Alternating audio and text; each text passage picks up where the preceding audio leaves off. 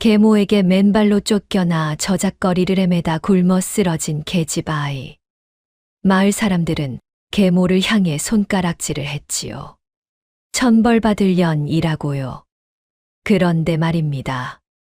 12년 뒤 그 아이가 한양에서 가장 큰 비단 장사꾼이 되어 돌아왔습니다. 그것도 금빛 수레를 끌고 말이지요. 그런데 글쎄, 채란의 두 눈에는 분노가 아니라 눈물이 가득 고여 있었습니다. 아무도 몰랐던 계모의 진심, 그것을 알게 된 딸의 오열. 이 이야기를 끝까지 들으시면 눈물 없이는 버틸 수 없을 것입니다. 뚱이아담의 귀한 발걸음 감사합니다. 구독과 좋아요는 사랑입니다. 꼴도 보기 싫으니 당장 나가거라. 오늘부터 넌 이 집 사람이 아니다. 새벽녘이었습니다.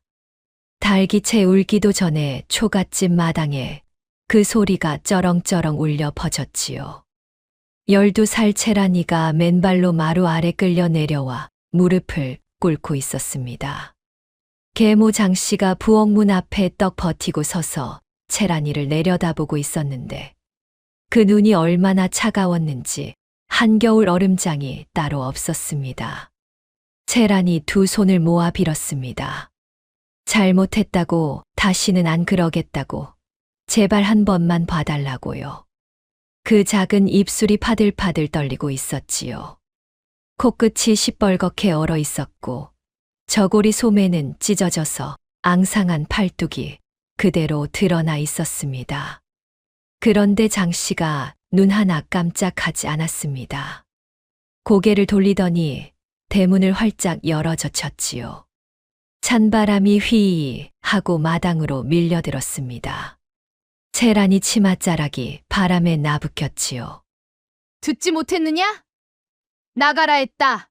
그 목소리가 어찌나 단단했는지 채란이는 더 이상 입을 열지 못했습니다. 무릎을 꿇은 채 고개만 떨고 왔지요. 뚝, 뚝. 마당 흙바닥에 눈물이 떨어졌습니다. 동그란 얼룩이 하나둘 번져나갔지요. 이 채란이가 누구냐 하면요. 본래 이 마을에서 작은 포목점을 하던 윤서방의 외동딸이었습니다. 친어머니 김씨는 채란이가 7살 되던 해 가을에 병을 얻어 세상을 떠났지요. 김씨가 숨을 거두던 날 채란이는 어머니 손을 꼭 잡고 있었다고 합니다. 이미 차가워진 그 손을 놓지 않으려고 온 힘을 다해 붙들었는데 동네 안악들이 달려와 겨우 떼어놓았다 하지요. 그 뒤로 윤서방은 술을 입에 달고 살았습니다. 포목점은 파리만 날리고 외상은 쌓여가고 채란이는 7살 나이에 밥을 짓고 빨래를 하며 아버지를 간병했지요. 어린 것이 지게 대신 빨래 광주리를 머리에 이고 개울가를 오가는 모습을 동네 사람들이 안쓰럽게 바라보았습니다. 그러다 윤서방이 구처를 드렸습니다. 그게 바로 장씨였지요. 장씨가 이 집에 들어오던 날을 채란이는 또렷이 기억하고 있었습니다. 가을이었는데 감나무에 감이 주렁주렁 달려 있었지요. 장씨는 보따리 하나를 들고 대문을 들어섰는데 얼굴이 야위고 광대뼈가 튀어나와 있었습니다. 눈이 작고 날카로웠고 입은 꾹 다물어져 있었지요. 웃는 얼굴이 아니었습니다. 채란이가 마루 끝에 서서 고개를 꾸벅 숙였지요. 어머니, 안녕하세요. 장씨가 채란이를 내려다보았습니다. 한참을 그렇게 보더니 고개만 까딱하고는 안방으로 들어가 버렸지요. 인사도 미소도 따뜻한 말 한마디도 없었습니다. 채란이 가슴에 찬바람이 스미는 것 같았다고 하지요. 그런데 말입니다. 다음 날부터 이 집이 완전히 뒤집어졌습니다. 장씨는 새벽 어스름에 채란이를 흔들어 깨웠습니다. 눈도 제대로 못 뜬 아이를 마당에 세워놓고 물동이를 내밀었지요. 우물에 가서 물 길어와라. 부엌 항아리 3개 가득 채워야 밥을 먹을 수 있다. 항아리가 3개였습니다. 12살 계집아이가 우물에서 물동이를 이고 오는 게 보통 일이 아니었지요. 한 번 왕복의 다리가 후들후들 떨렸습니다. 두 번째 왕복의 무릎이 꺾이듯 휘청거렸지요. 세 번째쯤 되니 물동이가 기울어 반이나 쏟아졌는데 장씨가 부엌문에 기대서서 그걸 보고 있었습니다. 다시 가서 채워와라. 채란이 입술을 깨물었습니다. 울지 않으려고 이를 악물었지요. 빈 물동이를 들고 다시 우물로 향하는 그 뒷모습이 얼마나 작고 가냘팠는지요. 물깃기가 끝나면 빨래가 기다리고 있었습니다. 빨래가 끝나면 마당 쓸기, 마당 쓸기가 끝나면 부엌에서 불떼기. 하루 종일 쉴 틈이 없었지요. 밥은 식구들이 다 먹고 난 뒤에야 부엌 구석에서 찬밥 한 덩이를 먹을 수 있었습니다. 동네 안악들이 혀를 찼지요. 저 장씨라는 년이 전처 딸을 종년 부리듯 굴린다더라. 아이고, 불쌍한 것. 친엄마가 살아있었으면 저 꼴을 당하겠냐. 윤서방은 뭘 하는 건가? 제 딸이 저렇게 굴림을 당하는데 모른 척이야? 윤서방은 알고 있었을까요?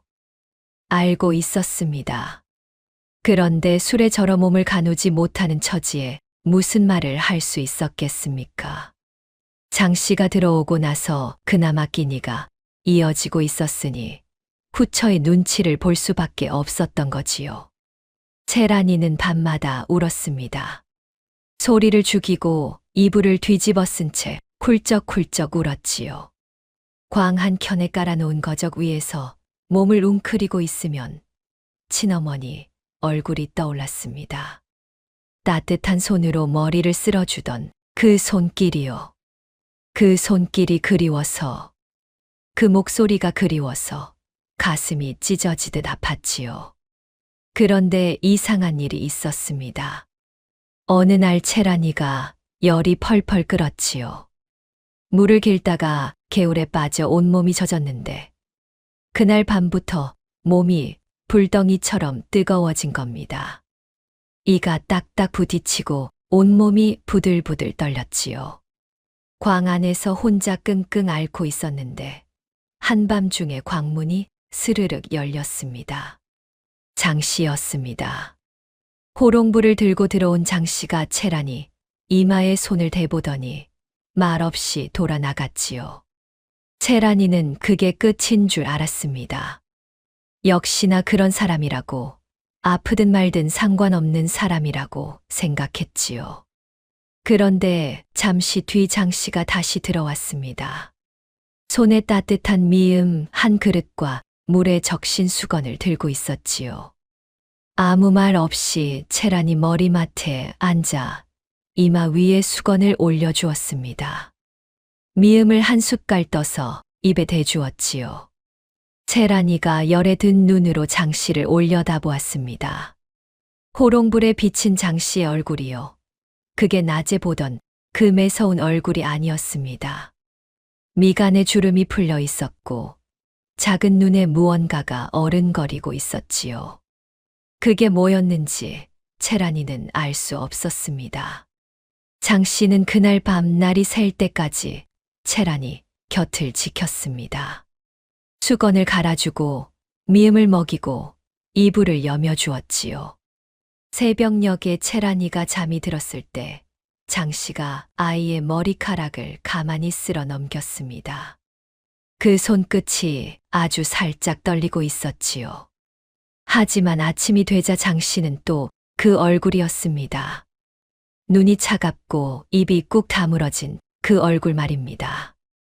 열이 내렸으면 일어나서 물이나 길어와라. 채란이는 간밤에 일이 꿈이었나 싶었습니다. 아니, 꿈이라고 생각하고 싶었는지도 모르지요. 그래야 이 사람을 미워할 수 있을 테니까요. 그렇게 5년이 흘렀습니다. 채란이가 12살이 되던 해 겨울, 아버지 윤서방이 피를 토했습니다. 오랜 술독에 몸이 망가진 거였지요. 누워서 일어나지 못하는 아버지를 보며 채란이가 울고 장 씨가 약을 다리고 그래도 차도가 없었습니다. 그리고 그해 섣달 빚쟁이들이 몰려왔지요. 대문을 쾅쾅 두드리며 고함을 질렀습니다. 윤서방이 져놓은 빚이 300냥이 넘었던 겁니다. 포목점 외상값에 술값에 약값까지 눈덩이처럼 불어난 빚이었지요. 빚쟁이 우두머리가 마당에 들어서서 장 씨를 노려보았습니다. 윤서방이 갚지 못하면 이 집을 내놓든가 딸년이라도 데려가겠소. 채란이를 데려가겠다는 말이었습니다. 빚 대신 종으로 부리겠다는 소리였지요. 채란이 다리에 힘이 풀려 주저앉았습니다. 심장이 쿵쿵 뛰고 숨이 막혀왔지요. 그때 장 씨가 빚쟁이 앞을 가로막았습니다. 이 아이는 손대지 마시오. 목소리가 낮았지만 단단했습니다. 빚쟁이가 코웃음을 쳤지요. 하지만 장 씨는 물러서지 않았습니다. 그날 밤 장 씨는 안방에서 무언가를 한참 쓰고 있었는데 채란이는 그게 무엇인지 알 수 없었지요. 그리고 바로 다음 날 새벽이었습니다. 장 씨가 채란이를 마당으로 끌어내었지요. 그리고 그 말을 한 겁니다. 꼴도 보기 싫으니 당장 나가거라. 오늘부터 넌 이 집 사람이 아니다. 채란이가 매달렸습니다. 치맛자락을 붙잡았지요. 장 씨가 그 손을 탁 뿌리쳤습니다. 채란이 손등이 마당 돌부리에 긁혀 피가 배어 나왔지요. 장 씨가 대문 밖을 가리켰습니다. 손가락 끝이 미세하게 떨리고 있었는데 채란이는 그것을 보지 못했습니다. 눈물이 앞을 가렸으니까요. 맨발이었습니다. 신발을 신을 겨를도 없었지요. 얼어붙은 흙길을 맨발로 밟으며 채란이가 대문을 나섰습니다. 뒤도 돌아보지 못했지요. 돌아보면 다시 매달릴 것 같아서였습니다. 대문이 닫혔습니다. 쿵 하는 소리가 새벽 마을에 울렸지요. 채란이는 그렇게 쫓겨났습니다. 그런데 말입니다. 그날 대문이 닫힌 뒤 장 씨가 어떻게 했는지 아는 사람은 아무도 없었습니다. 마당에 주저앉아 두 손으로 입을 틀어막고 소리 없이 울었다는 것을요. 온몸이 흔들리도록 울었다는 것을요. 아무도 몰랐습니다. 채란이가 대문을 나선 뒤 어디로 갔겠습니까? 갈 곳이 없었습니다. 친어머니 친정은 이미 풍비박산이 난 지 오래였고 마을에서 거두어줄 사람도 없었지요. 동네 안악들이 혀를 차고 손가락질을 할지언정 남의 집 아이를 제 집에 들이는 건 또 다른 문제였으니까요. 채란이는 마을 뒷산 쪽으로 걸었습니다. 맨발이었지요. 섣달 흙길이 얼마나 차가웠겠습니까? 발바닥이 얼어붙은 땅에 닿을 때마다 살이 찢어지는 것 같았습니다. 걸음을 옮길 때마다 발자국 위로 피가 얇게 배어났지요. 하지만 멈출 수가 없었습니다. 멈추면 주저앉을 것 같았고 주저앉으면 다시는 일어나지 못할 것 같았으니까요. 친어머니 무덤이 있는 산기슭까지 갔습니다. 풀이 무성하게 덮인 작은 봉분 앞에 털썩 무릎을 꿇었지요. 입술이 파랗게 질려 있었고 손끝은 감각이 없었습니다. 엄마.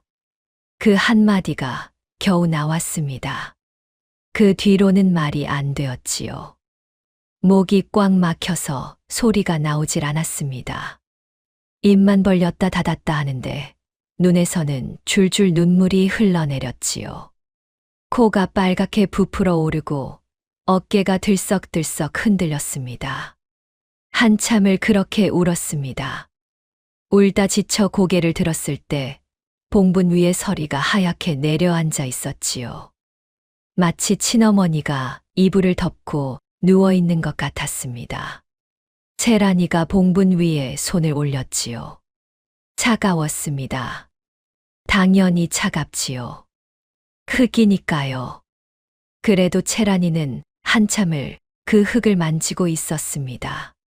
이 세상에 자기 편은 이 차가운 흙 아래 누워있는 엄마밖에 없다고 생각했으니까요. 해가 떴습니다. 산 아래로 내려가야 했지요. 내려가서 어쩐다는 건지 채란이도 알 수 없었습니다만 무덤 앞에서 얼어 죽을 수는 없었지요. 7살의 어머니 손을 놓지 않으려고 버둥거렸던 그 아이가 12살에도 여전히 놓지 못하고 있었습니다. 살아야 한다는 것, 그 하나만은 놓지 않고 있었지요. 채란이가 산을 내려와 큰 길로 접어들었습니다. 어디로 가는 길인지도 몰랐지요. 그저 사람이 많은 곳으로 가면 뭐라도 얻어먹을 수 있지 않을까 싶었던 겁니다. 반나절을 걸었습니다. 발바닥에서 피가 나는 것도 이제 느껴지지 않았지요. 감각이 사라진 거였습니다. 해가 중천에 걸렸을 때 저작거리가 보였습니다. 읍내장터였지요. 사람들이 북적거리고 떡 파는 안악의 김이 모락모락 피어오르고 생선 비린내와 장작 타는 냄새가 뒤엉켜 있었습니다. 채란이 코끝에 음식 냄새가 스쳤지요. 배에서 꼬르륵 소리가 났습니다. 어젯밤부터 아무것도 먹지 못했으니까요. 떡 파는 안악 앞에 섰습니다. 하얀 김이 피어오르는 시루떡이 가지런히 놓여 있었지요.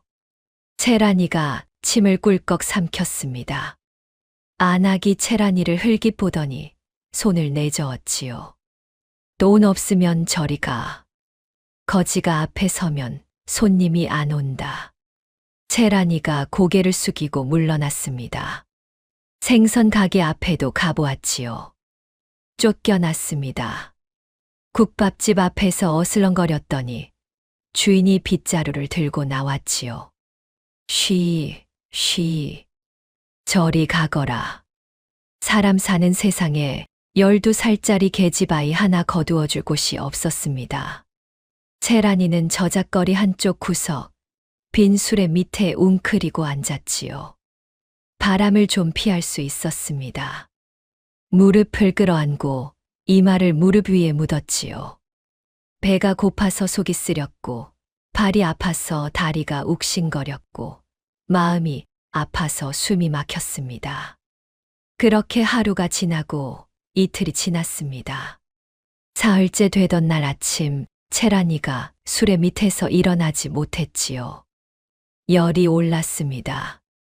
온몸에 힘이 빠져서 손가락 하나 까딱할 수 없었지요. 입술이 갈라져 피가 맺혀 있었고 눈이 풀려서 초점을 잡지 못했습니다. 저작거리 사람들이 오가며 흘끗흘끗 보았지만 아무도 멈추지 않았지요. 그때였습니다. 누군가의 발이 채란이 앞에 멈추었습니다. 사무로 엮은 미투리 신발이었지요. 낡았지만 정갈하게 손질된 미투리였습니다. 아이고, 이것이 웬 아이여. 쭈그리고 앉아 채란이 이마에 손을 대본 사람은 머리가 새하얀 할머니였습니다. 얼굴이 둥글널쩍하고 눈꼬리가 아래로 처져 인자한 인상이었지요. 볼이 통통하고 혈색이 좋아 붉은 기가 돌았습니다. 갈색 무명 치마에 긴 저고리를 입고 있었고 그 위에 솜을 넣은 검은 등걸이를 걸치고 있었지요. 할머니가 채란이 이마에서 손을 떼더니 고개를 절레절레 흔들었습니다. 불이 나도 이런 불이 없구나. 이러다 죽겠어. 할머니가 채란이를 들어 올렸습니다. 작고 통통한 체구에서 어디서 그런 힘이 나왔는지 채란이를 번쩍 안아 올려 등에 업었지요.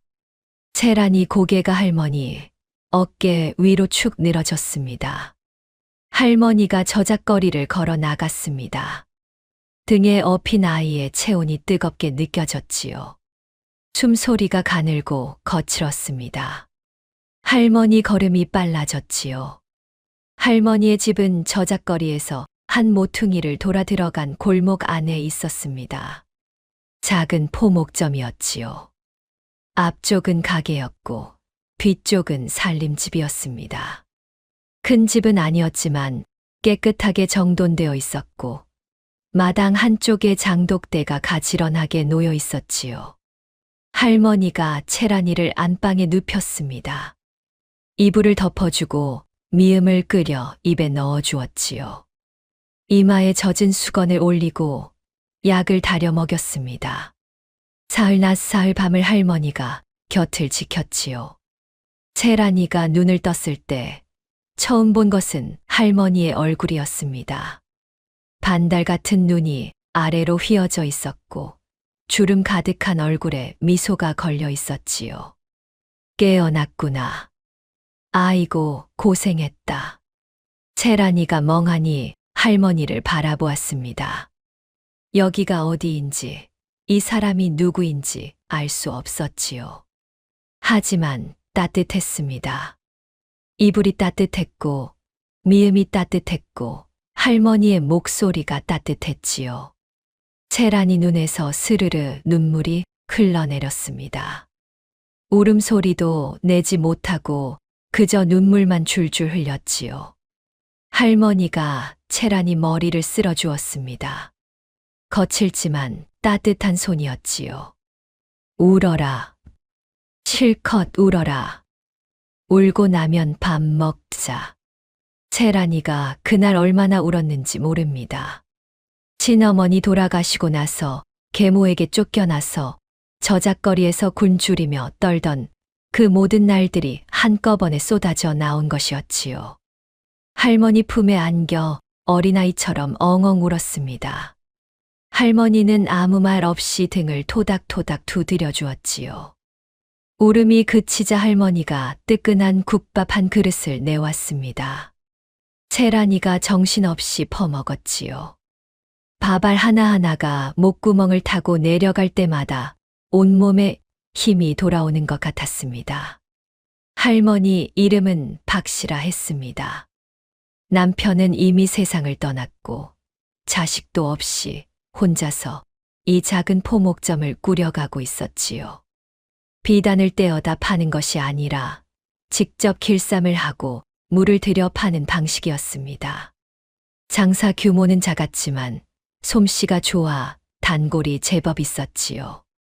채란이가 무릎을 꿇고 물었습니다. 할머니, 저를 왜 살려주셨습니까? 박씨 할머니가 빙그레 웃었지요. 길에 쓰러진 아이를 그냥 지나치면 사람이 아니지. 그 말이 전부였습니다. 거창한 이유도 조건도 대가도 없었지요. 채란이는 그날부터 박씨 할머니의 포목점에서 지내게 되었습니다. 그런데 말입니다. 이것이 정말 우연이었을까요? 길에 쓰러진 아이를 지나친 사람이 수십 명이었는데 하필 박씨 할머니가 그 아이 앞에 멈춘 것이 그저 하늘의 뜻이었을까요? 아닙니다. 아니었지요. 박씨 할머니 방 깊숙한 곳, 장롱 서랍 맨 밑칸에 편지 한 통이 들어 있었습니다. 누렇게 빛바랜 종이에 빼곡하게 적힌 글씨. 그 편지를 보낸 사람이 누구였겠습니까? 장 씨였습니다. 채란이를 내쫓기 전날 밤 안방에서 무언가를 쓰고 있었던 그 장 씨가 보낸 편지였지요. 그 편지에 무엇이 적혀 있었는지 채란이는 까맣게 모르고 있었습니다. 이 사실을 알게 되는 것은 한참 뒤의 일이지요. 채란이는 그저 하늘이 보내준 은인이라 믿었습니다. 버림받은 자기를 거두어준 고마운 할머니라고요. 그 믿음 속에서 채란이의 새로운 나날이 시작되었습니다. 그런데 이 할머니, 보통 할머니가 아니었지요. 눈썰미가 얼마나 매서웠는지 채란이는 곧 알게 됩니다. 박씨 할머니 밑에서 살게 된 첫날부터 채란이는 가만히 앉아 있질 못했습니다. 몸이 낫자마자 벌떡 일어나 마당을 쓸고 부엌에 불을 지피고 물을 길어 나르기 시작했지요. 할머니가 시킨 것이 아니었습니다. 몸에 배어 있었던 겁니다. 장씨 밑에서 5년 동안 새벽마다 일어나 일을 했으니 가만히 있으면 오히려 불안했던 거지요. 박씨 할머니가 마루에 앉아 빨래를 널고 있는 채란이를 지그시 바라보았습니다. 12살짜리가 빨랫감을 탁탁 털어줄에 거는 솜씨가 보통이 아니었지요. 물도 안 흘리고 구김도 안 가게 야무지게 널었습니다. 너 이전에 어디서 살았느냐?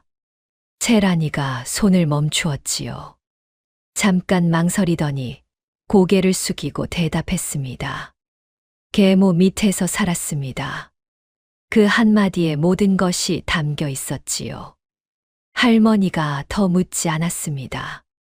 고개만 끄덕이고는 다시 길쌈에 집중했지요.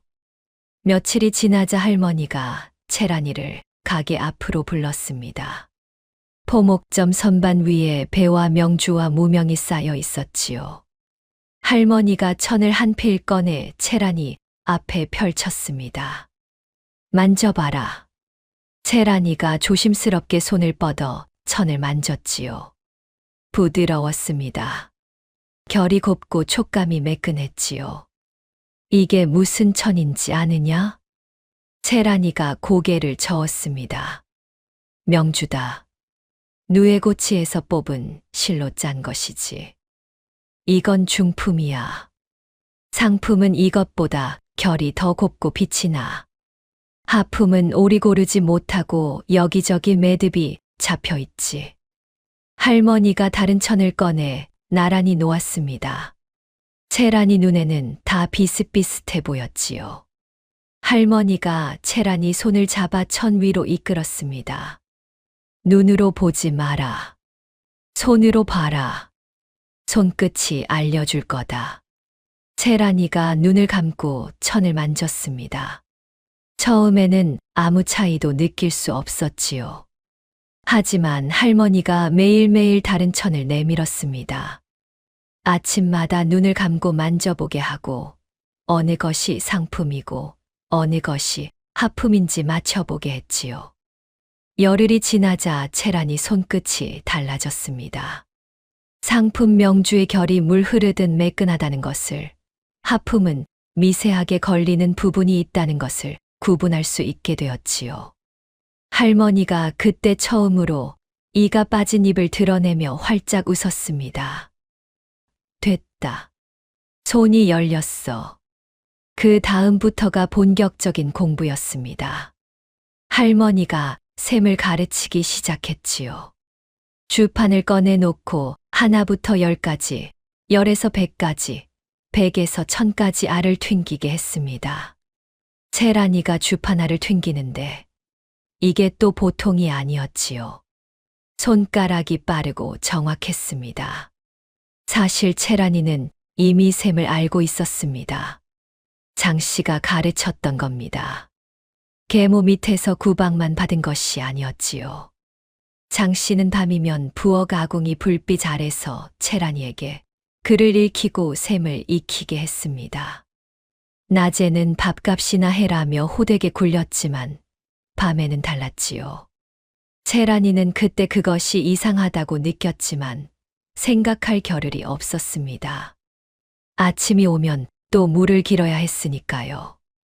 박씨 할머니가 채란이의 셈 실력을 보고 눈이 동그래졌지요. 이 나이에 벌써 이만큼 셈을 할 줄 아는 아이는 처음 본다. 채란이가 머쓱해하며 대답했지요. 계모가 가르쳐 주었습니다. 그 말을 듣는 할머니 눈에 무언가가 스쳤습니다. 아주 잠깐이었지요. 할머니가 고개를 돌려 헛기침을 하더니 다시 주판을 밀어주었습니다. 그래, 잘 배웠구나. 이제 더 배워야지. 할머니는 셈만 가르친 것이 아니었습니다. 장사하는 법을 가르치기 시작했지요. 천을 어디서 떼어오는지, 어떤 천이 어느 계절에 잘 팔리는지, 손님이 왔을 때 어떻게 말을 걸어야 하는지, 값을 부를 때 어디서 시작해야 하는지. 채란이가 그 모든 것을 스며들듯 배워나갔습니다. 그런데 할머니의 가르침에는 규칙이 하나 있었지요. 절대 거짓말로 팔지 마라. 할머니가 이 말을 입버릇처럼 했습니다. 하품을 중품이라 속이면 당장은 돈을 벌지만 단골을 잃는다고. 단골을 잃으면 장사는 끝이라고요. 채란이가 그 말을 가슴에 새겼지요. 과연 이 할머니가 채란이를 거두어 준 것이 정말 우연이었을까요? 그리고 채란이에게는 앞으로 어떤 일이 벌어질까요? 지금부터 그 이야기가 시작됩니다. 이야기 시작 전 구독과 좋아요를 눌러주시면 저에게 큰 힘이 됩니다. 그리고 지금 기분이 어떠신지 댓글로 남겨주세요. 행운을 가득 담아 응원의 메시지 보내드리겠습니다. 세월이 흘렀습니다. 채란이가 15이 되던 해였지요. 이제 더 이상 어린아이가 아니었습니다. 키가 훌쩍 자랐고 갸름한 얼굴에 눈매가 서글서글해졌지요. 코가 오똑하고 입술이 단정했습니다. 마르지만 어깨가 꼿꼿해서 당차 보였지요. 할머니 포목점 가게 앞에 서서 손님을 맞는 모습이 제법 장사꾼다웠습니다. 그런데 그해 봄 큰일이 터졌지요. 읍내에 큰 포목점을 가진 김주사라는 자가 있었습니다. 이 자가 저작거리 작은 장사꾼들을 하나둘 밀어내고 있었지요. 물건을 헐값에 풀어 작은 가게들의 손님을 빼앗고 빚을 내어 장사하는 사람들에게 돈을 빌려주었다가 갚지 못하면 가게를 통째로 삼켜버리는 수법이었습니다. 박씨 할머니 포목점도 예외가 아니었지요. 김 주사가 사람을 보내왔습니다. 떡 벌어진 어깨에 눈이 흉악하게 생긴 하인 둘이 가게 앞에 딱 버티고 섰지요. 김 주사 어른께서 전하는 말씀이요. 이 자리가 마음에 드시니 가게를 넘기시오. 값은 쳐드리겠소. 할머니가 가게 안에서 길쌈을 하다 말고 고개를 들었습니다. 주름진 얼굴에 미소가 걸려 있었지만 눈은 웃고 있지 않았지요. 돌아가서 전하거라. 이 가게는 팔 것이 아니라고. 하인들이 코웃음을 치고 돌아갔습니다. 하지만 그게 끝이 아니었지요. 그 뒤로 이상한 일이 벌어지기 시작했습니다. 할머니 가게에 천을 대주던 길쌈집이 갑자기 거래를 끊었지요. 다른 길쌈집에 연락을 해봐도 마찬가지였습니다. 김 주사가 뒤에서 손을 쓴 거였지요. 천이 들어오지 않으니 팔 물건이 없었습니다. 가게 선반이 하나둘 비어가기 시작했지요. 단골 손님들이 빈 선반을 보고 고개를 갸웃거리며 돌아갔습니다. 할머니 얼굴에 그늘이 졌습니다. 밤마다 주판을 놓고 셈을 하는데 알이 딸깍딸깍 부딪히는 소리가 쓸쓸하게 울렸지요. 채란이가 그 모습을 보고 있었습니다. 가슴이 답답했지요. 자기를 살려준 은인이 저렇게 쪼그라드는 것을 두 눈 뜨고 볼 수가 없었습니다. 그날 밤 채란이가 할머니 앞에 무릎을 꿇었지요. 할머니, 제가 천을 구해오겠습니다. 할머니가 놀란 눈으로 채란이를 보았습니다. 15짜리 계집아이가 천을 구해오겠다니 어이가 없었겠지요. 내가 어디서 구한단 말이냐? 채란이가 대답했습니다. 김 주사가 막을 수 있는 것은 읍내 길쌈집뿐이라고. 읍내가 아닌 먼 고을의 길쌈집을 찾아가면 된다고요. 채란이가 장씨 밑에서 배운 셈과 할머니 밑에서 배운 천 보는 눈을 합치면 좋은 천을 싸게 떼어올 수 있다고요. 할머니가 한참 채란이를 바라보았습니다. 작고 마른 아이였지만 어깨가 꼿꼿했고 눈에 단단한 빛이 서려 있었지요. 할머니 눈꼬리가 축 처지더니 고개를 끄덕였습니다. 채란이가 다음 날 새벽에 길을 나섰지요. 보따리 하나 둘러매고 이틀 길을 걸어 이웃 고을까지 갔습니다. 발바닥에 물집이 잡혔지요. 그래도 멈추지 않았습니다. 장씨 밑에서 새벽마다 물을 길었던 그 다리가, 저작거리에서 굶주리며 버텼던 그 다리가 채란이를 한 걸음 앞으로 밀어주었지요. 이웃 고을 길쌈집을 찾아갔습니다. 주인이 어린 계집아이를 보고 코웃음을 쳤지요. 그런데 채란이가 천을 만지며 상품과 중품을 척척 구별해내자 주인 얼굴이 달라졌습니다. 값을 흥정하는 솜씨도 예사롭지 않았지요. 너무 깎지도 너무 후하게 부르지도 않았습니다. 서로 손해보지 않는 딱 그 지점을 찾아냈지요.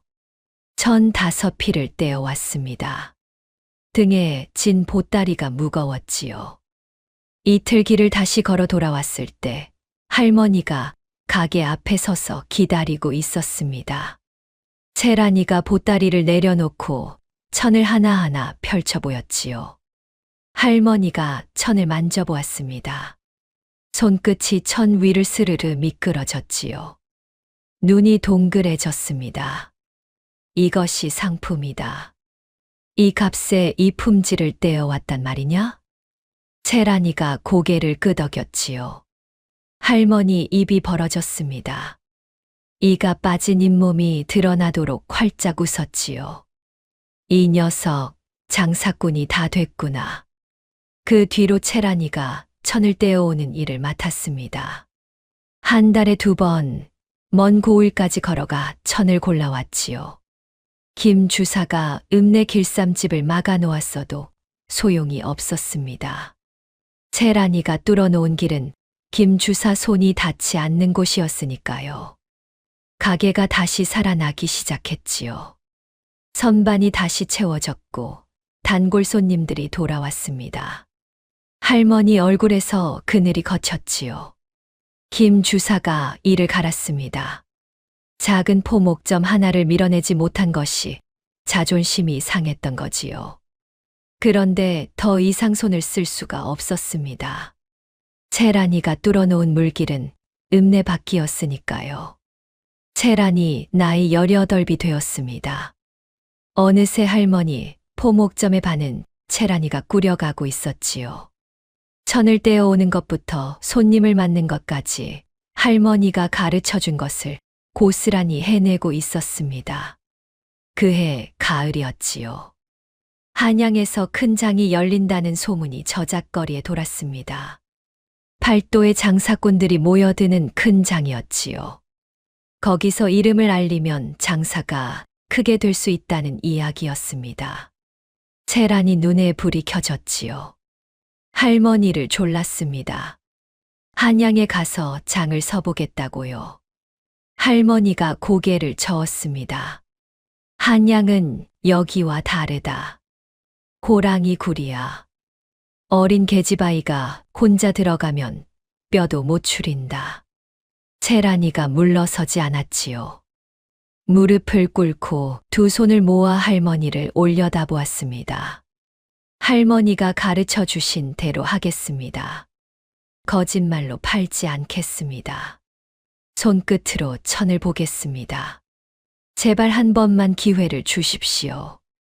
할머니가 채란이를 한참 들여다보았지요. 12살의 저작거리에서 쓰러져 있던 그 아이가 아니었습니다. 눈에 단단한 빛이 서려 있었고 목소리에 힘이 실려 있었지요. 할머니 눈가에 주름이 깊어졌습니다. 웃는 건지 우는 건지 알 수 없는 표정이었지요. 할머니가 장롱에서 무언가를 꺼냈습니다. 은전 20냥이 든 주머니였지요. 할머니가 평생 모은 돈이었습니다. 가거라. 대신 살아서 돌아와라. 채란이가 그 주머니를 2 손으로 받아들고 이마를 바닥에 대었지요. 절을 3번 올렸습니다. 눈물이 마루 바닥에 뚝뚝 떨어졌지요. 그렇게 채란이가 한양으로 떠났습니다. 보따리 하나와 은전 20냥을 가지고요. 18살 계집아이가 호랑이 굴이라는 한양 장터로 들어간 것이지요. 그런데 이 아이가 한양에서 어떤 일을 벌이게 되는지 그 이야기는 지금부터가 진짜입니다. 한양은 채란이가 상상했던 것과는 딴판이었습니다. 사람이 어찌나 많은지 어깨와 어깨가 부딪히지 않고는 한 걸음도 나갈 수 없었지요. 저작거리의 포목점만 해도 수십 개였고 비단을 파는 큰 상단들이 떡하니 자리를 잡고 있었습니다. 그 앞에 펼쳐진 비단 빛깔이 얼마나 화려했는지 채란이 눈이 다 부실 지경이었지요. 채란이가 한양 저작거리 끝자락에 자리를 폈습니다. 돗자리 하나에 1,005필을 펼쳐놓은 것이 전부였지요. 큰 상단들 사이에 끼인 그 모습이 아이가 어른들 틈에 쪼그리고 앉아 있는 것 같았습니다. 사람들이 거들떠보지도 않았지요. 반나절이 지나도록 한 필도 팔지 못했습니다. 해가 기울자 채란이 마음이 조급해졌지요. 은전 20냥 중 1,000값으로 15냥을 썼으니 남은 것은 5냥뿐이었습니다. 숙소비의 밥값을 빼면 나흘을 버틸 수 있을까 말까였지요. 그날 저녁 채란이가 주막 구석에 앉아 국밥 한 그릇을 앞에 놓고 숟가락을 들지 못했습니다. 국밥값이 아까웠던 겁니다. 한 숟갈 떠먹으면 그만큼 돈이 줄어드는 거였지요. 숟가락을 든 손이 덜덜 떨렸습니다. 그때 옆자리에서 누군가의 목소리가 들렸지요. 장사가 안 됐나 보구나. 고개를 돌리니 수염이 덥수룩한 중년 사내가 막걸리를 홀짝이고 있었습니다. 눈이 가늘고 인상이 후덕해 보였지요. 채란이가 고개를 숙이며 대답했습니다. 네, 한 필도 팔지 못했습니다. 사내가 고개를 끄덕이더니 한마디를 던졌지요. 한양은 물건만 좋다고 팔리는 곳이 아니야. 사람을 먼저 사야 물건이 팔린다. 채란이가 그 말에 귀가 번쩍 뜨였습니다. 사내는 한양 저작거리에서 20년 넘게 장사를 해온 보부상이었지요. 이런저런 이야기를 나누다 보니 한양 장사의 핵심이 뭔지 어렴풋이 보이기 시작했습니다. 물건을 사는 사람이 누구인지 알아야 한다는 것이었지요. 양반댁 안주인이 원하는 비단과 중인 집안 며느리가 원하는 비단이 다르고 혼례를 앞둔 집에서 찾는 빛깔과 제사를 앞둔 집에서 찾는 빛깔이 달랐습니다. 같은 천이라도 누구에게 어느 때에 어떤 말로 건네느냐에 따라 값이 달라졌지요. 채란이가 그날 밤 주막 방구들에 엎드려 생각에 잠겼습니다. 호롱불이 깜박거리는 방 안에서 천장을 바라보았지요. 할머니가 했던 말이 떠올랐습니다. 거짓말로 팔지 말라는 그 말이요. 그리고 보부상 사내의 말도요. 사람을 먼저 사라는 말. 다음 날 채란이가 저작거리에 나가서 한 일이 뜻밖이었습니다. 천을 팔지 않았지요. 대신 돌아다녔습니다. 큰 상단 앞에 서서 어떤 손님이 무엇을 사는지 눈여겨보았지요. 양반댁 하인이 와서 고르는 천의 빛깔을 보았고 중인 집안 안악이 만져보는 천의 결을 보았습니다. 어떤 손님이 들어와서 어떤 말을 하고 어떤 천을 집어드는지 하루 종일 두 눈을 크게 뜨고 살폈지요. 이틀째도 마찬가지였습니다. 천을 팔지 않고 사람을 보았지요. 주머니에서 돈이 빠져나가는데도 팔지 않았습니다. 남은 은전이 2냥으로 줄었지요. 사흘째 되던 날, 채란이가 마침내 움직였습니다. 큰 상단 앞에서 발기를 돌리는 손님이 있었지요. 혼례를 앞둔 집안의 하인이었는데 마땅한 빛깔의 비단을 찾지 못해 한숨을 쉬며 나오는 참이었습니다. 채란이가 그 하인 앞에 공손히 다가갔지요. 혹시 분홍빛이 도는 연한 비단을 찾고 계십니까?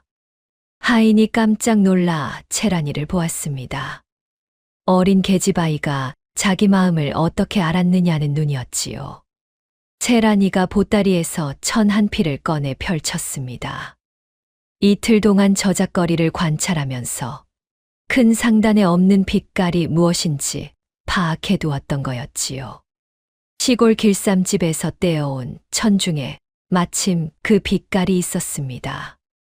하인이 천을 만져보더니 눈이 커졌지요. 결이 곱고 빛깔이 고왔습니다.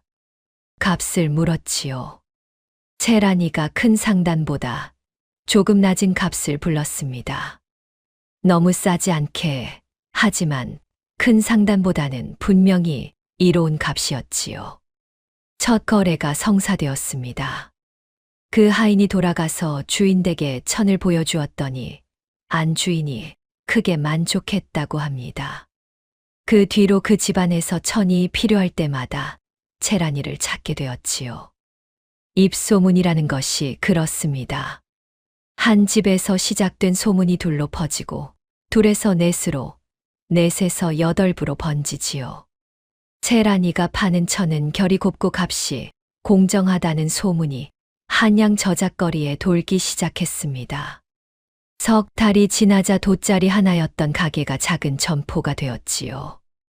은전 20냥으로 시작한 장사가 100냥이 되고 100냥이 500냥이 되었습니다. 채란이가 천을 보는 눈이 한양에서 소문이 나기 시작한 거였지요. 1년이 지나자 채란이는 한양 저작거리에서 제법 이름을 알렸습니다. 20살이 되던 해에는 자기 이름을 건 비단 가게를 열었지요. 22에는 가게가 셋으로 늘었고 24이 되자 한양에서 손꼽히는 비단 장사꾼이 되어 있었습니다. 그 사이 할머니에게 달마다 은전을 보냈지요. 할머니가 빌려준 20냥의 몇십 배를 갚았습니다. 할머니는 그 돈을 받을 때마다 이가 빠진 입으로 웃으며 편지를 보내왔지요. 별다른 말은 없었습니다. 몸 조심하라는 말, 거짓말로 팔지 말라는 말, 그게 전부였지요. 그해 늦가을이었습니다. 한양 가게에서 장부를 정리하고 있는데 고향 마을에서 소식이 왔지요.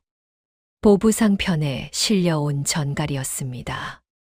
아버지 윤서방이 세상을 떠났다는 소식이었지요. 채란이 손에서 붓이 떨어졌습니다.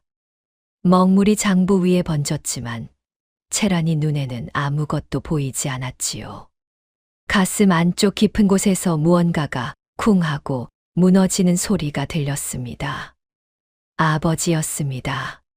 술에 절어 살면서도 한때는 자기를 안아주었던 사람이었지요. 어머니가 돌아가시던 날 함께 울었던 사람이었고, 비록 지켜주지 못했지만 자기를 낳아준 사람이었습니다. 그런데 소식은 거기서 끝이 아니었지요. 아버지가 남기고 간 빚이 400냥에 이르렀는데 장 씨가 그 빚을 홀로 떠안았다는 것이었습니다. 집도 팔리고 가재도구도 팔리고 남은 것은 초갓집 한 칸뿐이었지요. 장 씨는 그 초갓집에서 병들어 누워 있었습니다. 제대로 먹지 못해 뼈가 앙상하게 드러나 있었고 기침이 끊이지 않았다고 합니다. 마을 사람들이 뭐라 했겠습니까? 그것 봐라. 전 첫 딸을 내쫓더니 천벌을 받은 거야. 인과응보라더니 딱 그 꼴이 났구만. 불쌍하긴 한데 제가 지은 죄니 제가 받아야지. 채란이 가슴이 뒤틀렸습니다. 12살에 쫓겨나던 그 새벽이 눈앞에 아른거렸지요. 맨발로 얼어붙은 땅을 밟으며 나가던 그 길이요. 뒤에서 닫히던 대문 소리가 귓전에 쿵 하고 울렸습니다. 이를 악물었지요. 주먹이 떨렸습니다. 미워했습니다.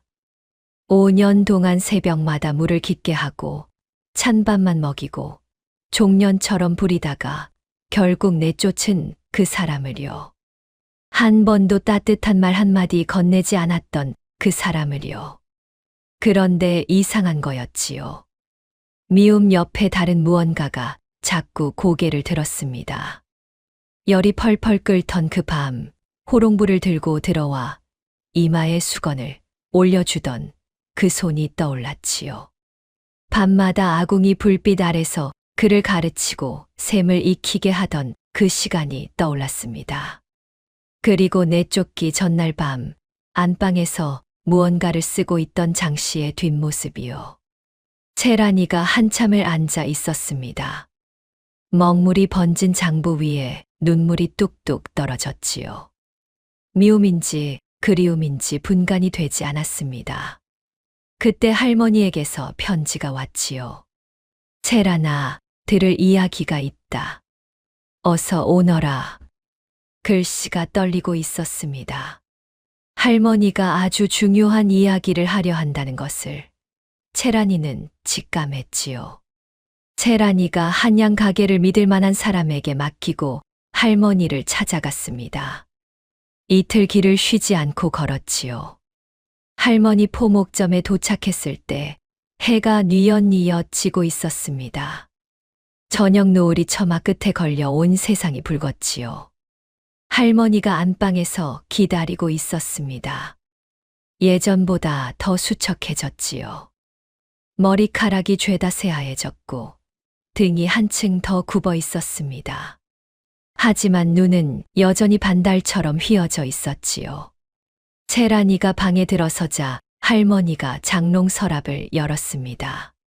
맨 밑칸에서 꾸러미 하나를 꺼냈지요. 누렇게 빛바랜 종이 묶음이었습니다. 끈으로 정성껏 묶여 있었지요. 할머니가 그 꾸러미를 채란이 앞에 내밀었습니다.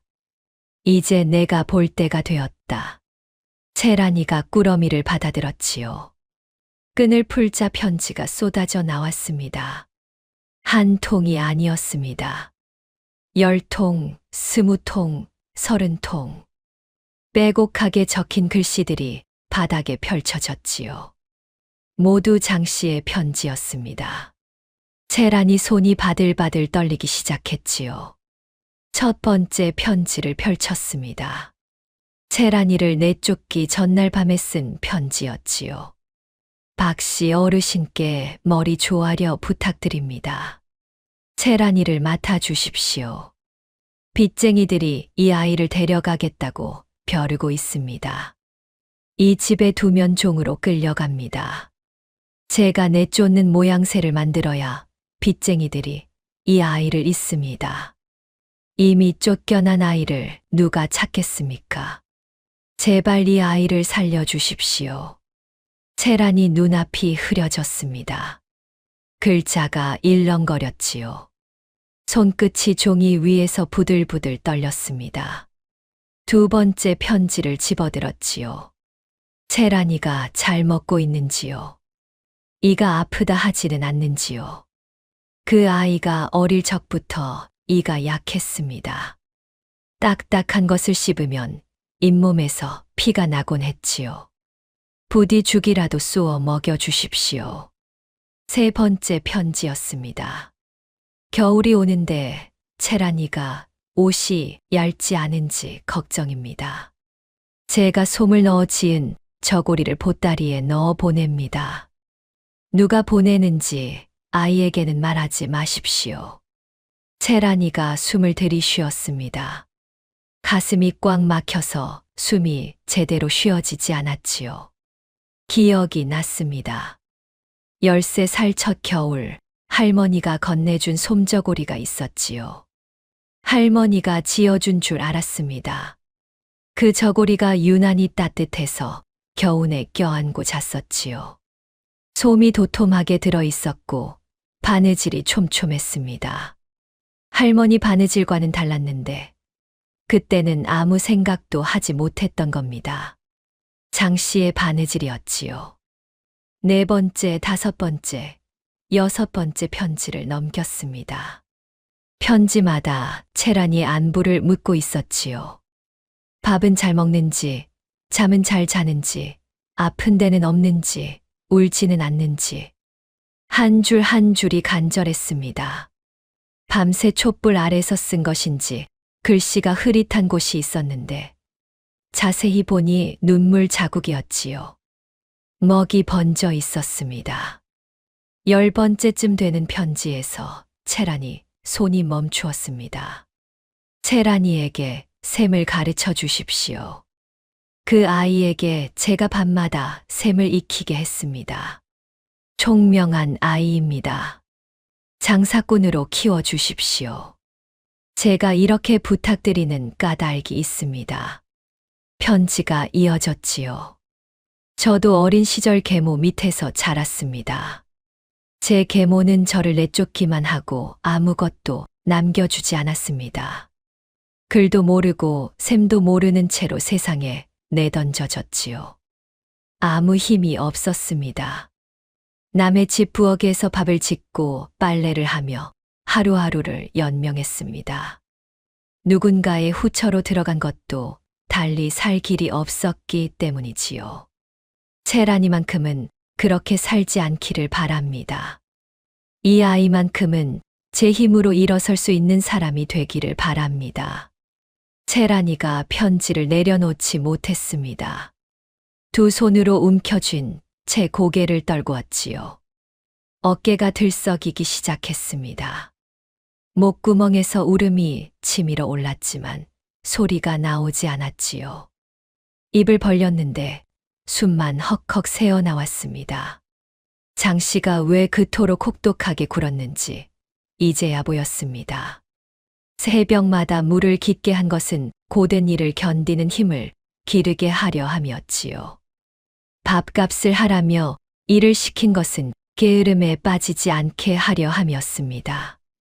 밤마다 글을 읽히고 셈을 익히게 한 것은 세상에 나가 제 힘으로 살아갈 무기를 쥐어주려 함이었지요. 그리고 내쫓은 것은 살리기 위해서였습니다. 빚쟁이에게 끌려가면 종의 삶이었지요. 그 삶에서는 아무리 발버둥 쳐도 빠져나올 수 없었습니다. 장 씨는 차라리 자기 손으로 내쫓는 모양새를 만들어 빚쟁이의 눈에서 벗어나게 한 것이었지요.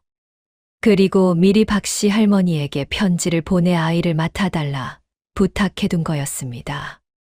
대문이 닫히던 그 새벽 장 씨가 마당에 주저앉아 입을 틀어막고 울었던 이유가 이제 알겠지요. 채란이가 할머니를 올려다보았습니다. 눈이 벌겋게 부어 있었지요. 입술을 깨물었다 놓았다를 반복하며 겨우 한마디를 꺼냈습니다. 할머니는 알고 계셨습니까? 할머니가 고개를 끄덕였지요. 처음부터 알았다. 채란이가 바닥에 이마를 대었습니다. 울음이 터져 나왔지요. 참았던 것이 한꺼번에 쏟아졌습니다. 12살에 쫓겨나며 삼킨 울음, 저작거리에서 굶주리며 삼킨 울음, 한양에서 이를 악물고 장사하며 삼킨 울음. 그 모든 울음이 한꺼번에 터져 방바닥을 적셨지요. 할머니가 채란이 등을 토닥토닥 두드려 주었습니다. 아무 말 없이요. 그저 등을 두드려 주었지요. 한참을 울고 나서 채란이가 고개를 들었습니다. 눈물로 범벅이 된 얼굴이었지만 눈에 단단한 빛이 서려 있었지요. 채란이가 한양으로 돌아간 뒤 제일 먼저 한 일이 무엇이었겠습니까? 금수레를 마련했습니다. 한양에서 가장 좋은 장인에게 맡겨 수레를 지었지요. 수레 위에 금빛 비단을 둘렀습니다. 채란이가 직접 고른 비단이었지요. 결이 곱고 빛이 나는 상품 중의 상품이었습니다. 수레 안에는 도톰한 이불을 깔고 따뜻한 솜저고리를 접어 놓았지요. 장 씨가 보내준 그 솜저고리처럼 촘촘하게 바느질한 새 저고리였습니다. 그리고 수레에 편지를 한 통 실었지요. 어머니, 금수레 보내드립니다. 타고 오세요. 이 집으로. 수레가 고향 마을에 도착했을 때 마을이 발칵 뒤집어졌습니다. 금빛 수레가 어디로 가느냐 했더니 하필이면 장 씨의 허름한 초가집 앞에 멈춰 선 거였지요. 동네 사람들이 몰려들었습니다. 수군수군 소리가 저작거리만큼이나 시끄러웠지요. 복수를 하려나 보다. 그러게 내쫓은 계모한테 금수레라니. 비꼬는 거 아니겠냐. 잘 됐다. 그 못된 년이 한 짓을 생각하면 싸다 싸. 장씨가 초가집 문을 열고 나왔습니다. 뼈가 앙상하게 드러난 몸이었지요. 반백이 넘은 머리카락이 흐트러져 있었고 빛바랜 무명 치마 저고리에 기운 자국이 군데군데 보였습니다. 맨발이었지요. 다른 집신마저 어디론가 사라져버린 뒤였습니다. 장씨가 금수레를 보았습니다. 그리고 수레 위에 놓인 편지를 집어들었지요. 편지를 읽는 장씨의 손이 바들바들 떨렸습니다. 입술을 꽉 깨물었지요. 광대뼈 위로 눈물이 흘러내렸습니다. 평생 울지 않던 사람이 울고 있었지요. 채란이가 마을 어귀에 서 있었습니다. 한양에서 달려온 것이었지요. 수레보다 먼저 도착해서 마을 어귀 느티나무 아래에 서 있었습니다. 남색 치마에 연한 옥색 저고리를 입고 있었지요.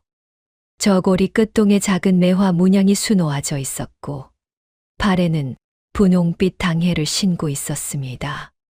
갸름한 얼굴에 눈매가 서글서글하고 어깨가 꼿꼿한 24살의 비단 장사꾼이었지요. 장씨가 고개를 들었을 때 채란이와 눈이 마주쳤습니다. 수십 걸음 떨어져 있었지만 서로의 얼굴이 또렷하게 보였지요. 채란이가 걸어갔습니다. 한 걸음, 두 걸음. 걸음이 빨라졌지요. 뛰기 시작했습니다.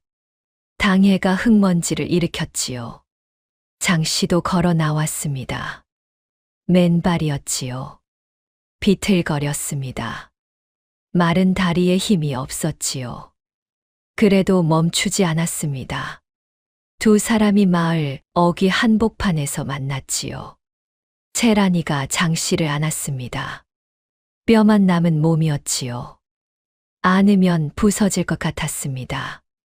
장씨의 어깨가 채란이 기억 속보다 한참이나 작아져 있었지요. 채란이가 입을 열었습니다.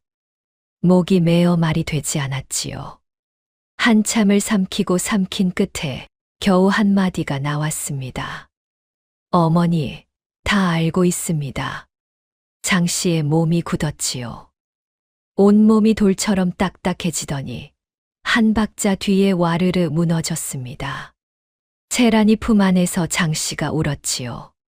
소리를 내어 울었습니다. 평생 한 번도 내지 않았던 울음소리였지요. 갈라진 목에서 나온 그 소리가 마을 어귀에 퍼져나갔습니다. 마을 사람들이 멈추었지요. 수군대던 입들이 다물어졌습니다. 무슨 일인지 알 수 없었지만 두 사람이 부둥켜 안고 우는 모습에서 복수 같은 것은 느껴지지 않았지요. 채란이가 장씨를 금수레에 태웠습니다. 도톰한 이불을 무릎 위에 덮어주었지요. 새 솜저고리를 어깨에 걸쳐주었습니다. 장씨가 그 저고리를 만지더니 또 울었지요. 바느질이 촘촘했습니다. 자기가 채란이에게 보냈던 그 솜저고리와 똑같은 바느질이었지요. 수레가 한양을 향해 출발했습니다.